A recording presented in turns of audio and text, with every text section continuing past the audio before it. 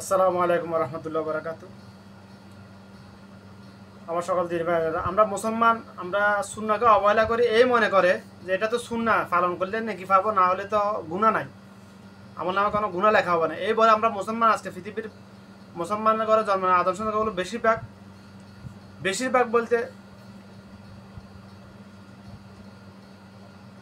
সংখ্যাটা অনেক বড়, হাজারে 200 জন পাওয়া যায় সুন্নাকে গুরুত্ব দিতেছে এরকম লোক অবহেলা করি।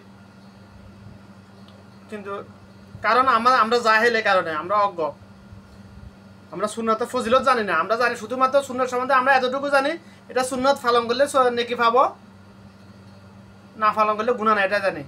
নেকি পাওয়া যাবে শুধুমাত্র একদিন, হাসরের দিন, যেদিন আল্লাহ পাক মিজানে হিসাব করা হবে, নেকি নেক আমল বদ আমল ওজন করবেন, ওই দিন পাওয়া যাবে। আর সুন্নতের কিন্তু ফজিলত পাওয়া যাবে বেশিরভাগ দুনিয়াতে নগদ। নেকি পাওয়া যাবে এটা বাকি, এই জন্য এবং হাসর এটা বাকি, এই জন্য আমরা মুসলমান এটাকে সুন্নতকে অবহেলা করি আমরা। কিন্তু সুন্নতের ফজিলত সম্বন্ধে আমরা জানি না, জাহেল, আমরা অজ্ঞ।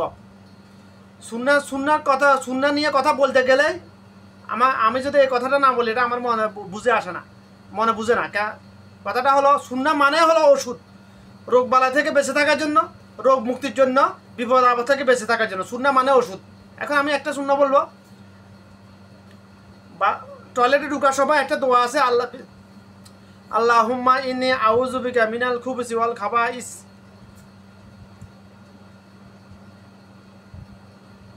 আল্লাহ, তুমি আমাকে মানে টয়লেটে অবস্থানরত দুষ্ট জিন শয়তান, খবিশ জিন শয়তান, এগুলো থেকে তুমি আমাকে হেফাজত করো। এটা সংক্ষিপ্ত অনুবাদ হলো এটাই। এখন আমরা অবশ্যই এটা এটা এটা বলা সুন্না, এটা বলা রাসূলুল্লাহ সাল্লাল্লাহু আলাইহি ওয়াসাল্লামের সুন্না নির্দেশ, কিন্তু আমরা অবহেলা করি। এটা বেশিরভাগ মানুষ এটা জানে কিন্তু ভুলে আছে, আমল করে না। কেন? খাল্লি মাল্লি আদা। কারণ মুসলমানদের ফরজ ওয়াজিবে মানতেছে না, আবার শূন্য কিভাবে মানবে? অন্য হাদিসে রাসূল সাল্লাল্লাহু আলাইহি ওয়াসাল্লাম বলছেন, বা টয়লেটে অর্থাৎ পায়খানা, বাংলা ভাষা, খাস বাংলা ভাষা পায়খানা বলা হয় যেটাকে, আসলে ওটা ভুল কথা। টয়লেটে 2 প্রকারের জিন থাকে, খবিশ জিন শয়তান থাকে, নারী এবং পুরুষ। পুরুষের জন্য নারী, নারীর জন্য পুরুষ, পুরুষের জন্য নারী, নারীর জন্য পুরুষ। 2 প্রকারের খবিশ জিন থাকে। সব টয়লেটে না, তবে বেশিরভাগ টয়লেটে থাকে এটা। তো এখন যে কোনো আদম সন্তান যদি এই দোয়া না পড়ে ঢুকে, টয়লেটে ঢুকে, তার লজ্জাস্থান নিয়ে ওই খবিশ জিন শয়তানগুলা খেলা করে, তখন তার বিভিন্ন রকমের রোগবালা হয়, যৌন রোগ হয়, বিভিন্ন রকমের রোগবালা হয়। অনেক সময় টয়লেটের মধ্যে যদি আয়না থাকে, আয়নার মধ্যে ওই খবিশ জিনটা ঢুকে মানুষকে ভয় লাগায়, এরকমও হয়। এখন আমরা কিন্তু সুন্নাহ মানে তো ওষুধ, বিপদ রোগবালা থেকে বেঁচে থাকার জন্য, বিপদ আপদ থেকে বেঁচে থাকার জন্য, রোগ মুক্তির জন্য। এখন বিপদ, এটা তো বিপদ। যদি আমরা আমাদের অজানার কারণে, অজ্ঞতার কারণে, আমরা জাহেলিয়াতের কারণে, আমরা সুন্নাহকে অবহেলার কারণে আজকে বেশিরভাগ পুরুষ, নারী পুরুষ এইসব বিভিন্ন রোগ বালায়, এইসব যৌন রোগে আক্রান্ত। মানুষ বুঝতে পারতেছে না কেন আক্রান্ত, খালি শুধু ও কবিরাজ বৈদ্যের কাছে দৌড়াইতেছে, ডাক্তারের কাছে দৌড়াইতেছে, বাস। মুসলমান কাফের কথা বাস, যা মুসলমান যদি সুন্নাহ মোতাবেক চলে, রাসূলুল্লাহ সাল্লাল্লাহু আলাইহি ওয়াসাল্লাম প্রতিটা সুন্নাহ অনুসরণ করে, প্রতিটা সুন্নাহ অনুসরণ করে, তাহলে মানব জীবনে যত রোগবালা আছে পৃথিবীতে,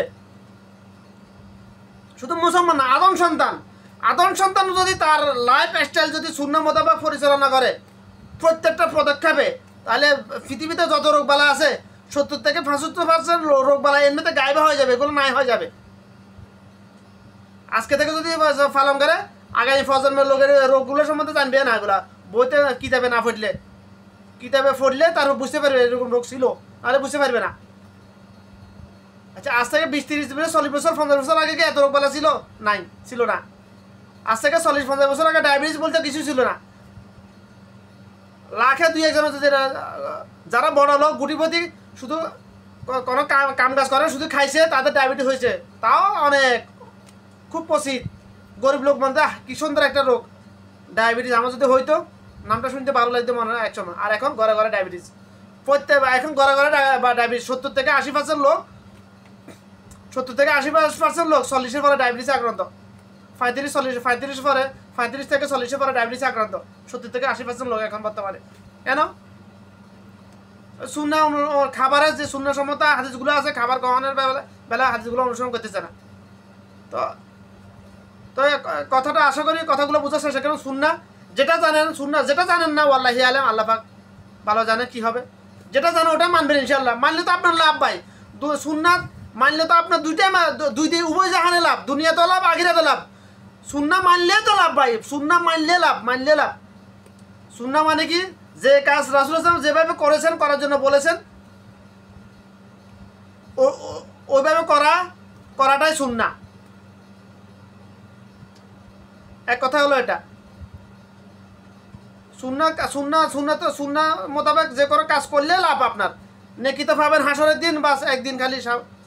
কিন্তু দুনিয়াতে যে আপনি নগদ ফায়দা এটার ফলাফল ভোগ করবেন, এটা মানুষ জানে না জাহেলিয়াতের কারণে। এটা মানুষ জানে না। আমাকে আল্লাহ পাক এগুলা সুন্নাহের সায়েন্টিফিক অ্যানালাইসিস ব্যাখ্যাগুলো দেওয়া তৌফিক দিয়েছে, যেন আমি বলতে পারতেছি। এখানে আমার কিছু করার নাই। আল্লাহি আলাম। আল্লাহ পাকের রহমত এটা আমার উপর। তো আশা করি কথাগুলো বোঝার চেষ্টা করবেন, ইনশাল্লাহ মানবেন, ভুলে থাকবেন না, মানার চেষ্টা করবেন ইনশাল্লাহ। আমার কথাগুলো শুনে যদি আপনারা আমার কোনো দিনী ভাই বোন যদি মানেন, আপনাদের তো লাভ, আপনারা তো আপনার পাবেন, আমিও নাকি পাবো ইনশাল্লাহ। আশা করি কথাগুলো বোঝার চেষ্টা করবেন ইনশাল্লাহ। আমার তৌফিক।